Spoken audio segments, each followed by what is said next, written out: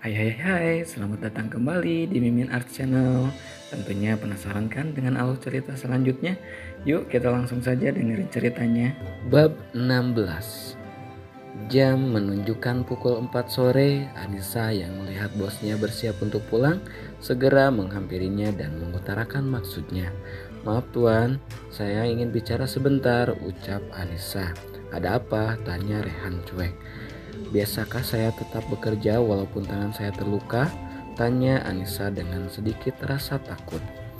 Kenapa kamu kekeh ingin tetap bekerja dalam kondisi seperti itu? Rehan bertanya. Saya butuh kerjaan ini tuan. Saya janji akan tetap bekerja semaksimal mungkin. Tapi tolong biarkan saya tetap masuk kerja. Anissa memohon kepada bosnya. Rehan terlihat berpikir sejenak lalu menyetujui permintaan Anissa. Baiklah, kamu tetap masuk tapi tidak untuk bekerja seperti biasa, ucap Rehan. Benarkah? Terima kasih tuan. Terima kasih. Saya siap bekerja apapun, yang penting saya tetap di sini, ucap Anissa senang. Sudah, sekarang pulanglah. Ini ongkosmu. Rehan memberikan beberapa lembar uang 100 ribuan yang memang sengaja dia simpan di dompet jika sewaktu-waktu membutuhkannya. Terima kasih tuan, terima kasih banyak. Tapi uang ini terlalu gede. Ongkos naik bus cuma 5.000 tuan. Anissa ingin menolak pemberian bosnya. Tak apa, simpanlah untuk keperluanmu, untuk membeli obat juga, ucap Rehan. Terima kasih banyak tuan, semoga kebaikan tuan dibalas dengan kebaikan yang lain, ucap Anissa penuh syukur karena memiliki bos yang walaupun terlihat kejam, tapi masih punya sisi baiknya. Saya permisi pulang dulu tuan. Sekali lagi terima kasih, ucap Anissa membungkukkan badannya lalu berlalu meninggalkan ruangan Rehan. Sebelum pulang, Anissa mampir ke apotek untuk membeli perban dan beberapa keperluan lainnya untuk luka di tangannya. Setelahnya dia menuju halte yang tak jauh dari sana. Saat sedang menunggu bus, Anissa melihat sosok yang sangat dia kenali, Sinta. Ya, dia melihat Sinta akan masuk ke dalam mobil mewah berwarna putih bersama seorang pria yang jika dilihat dari tampangnya berumur sama dengan umur pamannya. Perlakuan pria itu yang begitu mesra dengan Sinta membuat Anissa penasaran. Saat ingin mendekati mobil tersebut, bus yang Anissa tumpangi datang membuat dia mengurungkan niatnya untuk menghampiri sepupunya itu. Anissa kemudian naik ke dalam bus yang akan membawanya pulang. Sesampainya di rumah, Anissa membersihkan diri lalu mengambil jemuran yang tadi pagi dia jemur. Setelahnya membawa ke dalam ruangan setrika untuk disetrika nanti. Jam menunjukkan pukul 17.30 dan Anissa harus memasak untuk makan malam keluarga pamannya. Anissa meracik semua bahan masakan dan memasaknya. Tangannya yang terluka tidak membuat Anissa menjadi malas untuk bekerja. Namun karena luka tersebut, Anissa tidak bisa dengan maksimal mengangkat panci yang berisi sup panas sehingga panci itu terjatuh ke lantai dan isinya tumpah semua. Untung saja Anissa bisa menghindari dengan cepat sehingga kakinya tidak terkena sup panas tersebut. Bimurni yang sedang bersantai di ruang TV mendengar suara benda jatuh bergegas menghampiri sumber suara. Saat melihat lantai yang kotor dan terdapat panci dan sup yang tercecer membuat Bimurni marah besar. Apa-apaan kamu ini? Kerja aja gak becus, Bimurni berkacak pinggang memarahi Anissa. Maaf Bi, Anissa gak sengaja, ucap Anissa. Namun ucapan Anissa bukan membuat dingin suasana, malah membuat Bibi Murni tambah marah. Kamu pikir beli bahan makanan ini gak pakai duit, hah? Seenaknya buang-buang makanan kayak gini. Aku gak mau tahu, kamu harus ganti semua ini dengan uang dan malam ini kamu tidak boleh makan, ujar Bibi Murni dengan nada tinggi. Anissa janji setelah gajian, Anissa bakal ganti Bi, ucap Anissa. Gak butuh janjimu, kamu pasti punya uang. Kamu kerja kan? Gak mungkin kamu gak punya uang. Apalagi kamu tiap hari naik kendaraan umum, pasti uangmu udah banyak, tuding Bibi Murni pada Anissa. Lalu bergegas menuju kamar Nisa yang berada di samping dapur.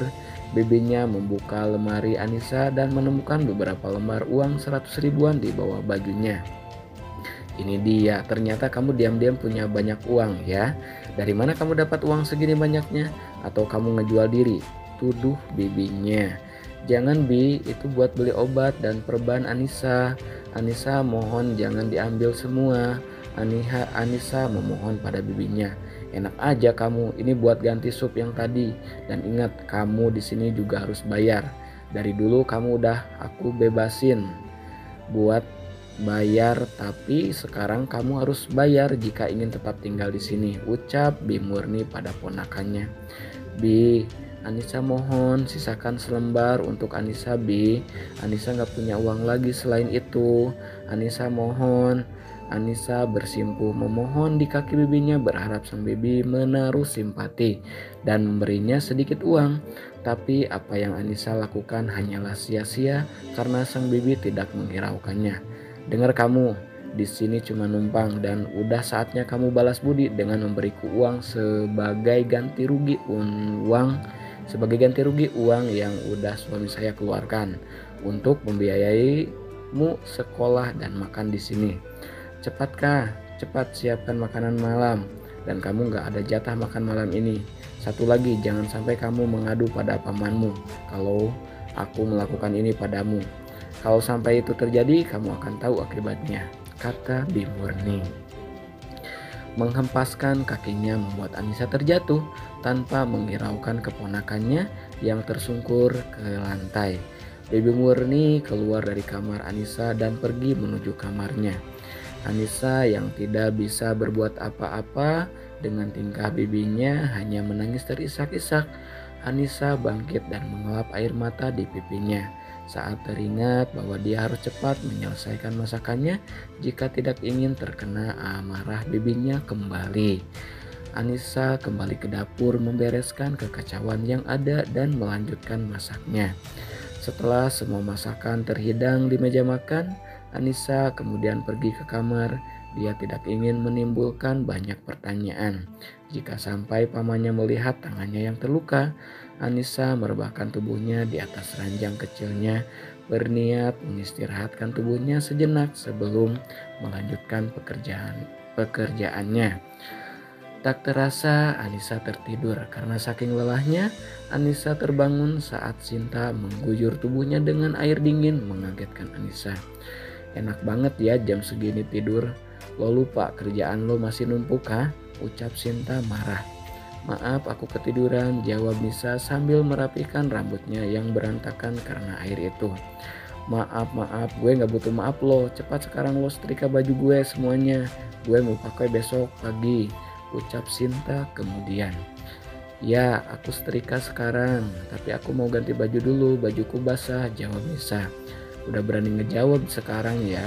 Sekarang juga cepat setrika ini baju gue, ucap Nisa. Iya, Anissa bangkit dan keluar kamar menuju tempat khusus setrika tanpa berganti pakaian terlebih dahulu. Di sana sudah ada 2 keranjang besar berisi pakaian yang harus Anissa setrika. Setengahnya sudah Anissa setrika, tapi bibi dan sepupunya itu sengaja memintanya untuk disetrika ulang. Anissa tidak bisa menolak ataupun membantah. Dia kemudian menyetrika pakaian itu satu persatu. Jam menunjukkan pukul 10 malam dan Anissa belum juga menyelesaikan pekerjaannya. Sesekali Anissa mengusap merasakan kantuk yang mulai menyerang. Dia bangkit menuju dapur dan membuat segelas kopi panas untuk menghilangkan kantuknya. Selain itu, dia kembali melanjutkan pekerjaannya. Pukul 12 malam, Anissa baru selesai mengerjakan pekerjaannya. Setelahnya, dia bergegas ke kamar untuk beristirahat. Nah, segitu dulu ya bab 16-nya. Ikut kesal juga ya sama bibinya.